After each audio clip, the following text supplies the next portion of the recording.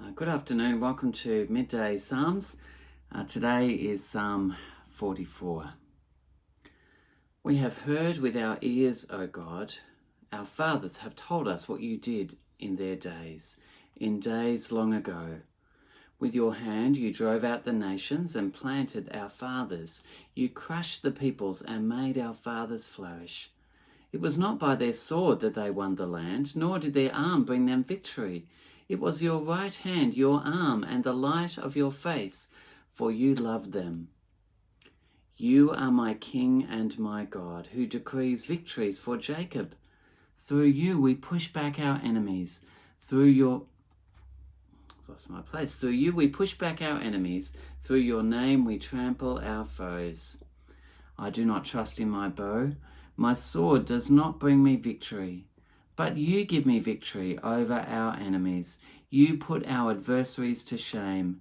In God we make our boasts all day long, and we will praise your name forever. But now you have rejected and humbled us.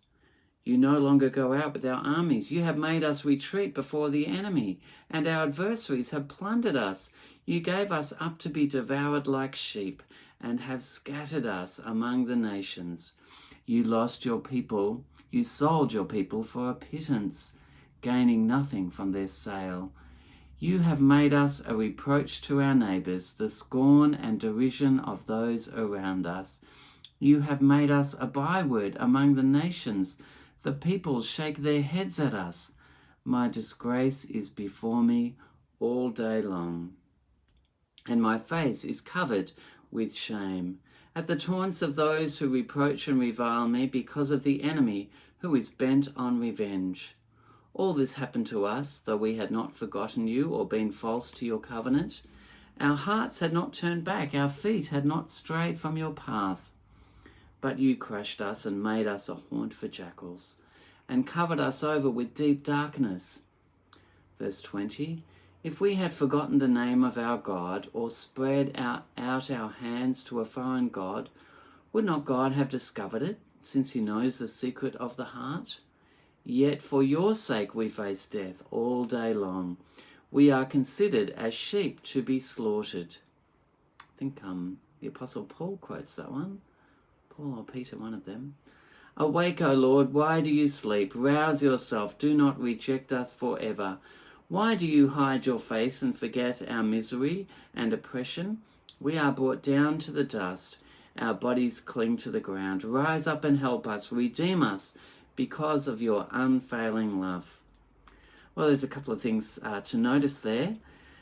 This is the first one that I've noticed, that the suffering is not about their sinfulness or God punishing them, but because they belong to God, because for your sake we face death all day long, it says. I guess there's been some other psalms about suffering from their enemies, haven't there? But this one is particularly because they belong to God, they're suffering, and they don't understand. Why are we suffering? Because we belong to you, and crying out. The second thing to notice is why should God help us? Not because we're good people. Sometimes it's because we're your people, God. We belong to you.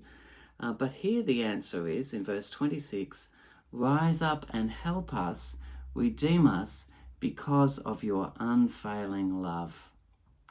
Why help us, God? Because you are a God of steadfast love, of grace, of unfailing love. That's why you should help us, God, because of who you are, not because of who we are. So what a great encouragement in the middle of our day. Help us get through the rest of the day and to give us some encouragement. Thanks for joining me, and I'll see you back at around about 5 o'clock this afternoon. Bye for now.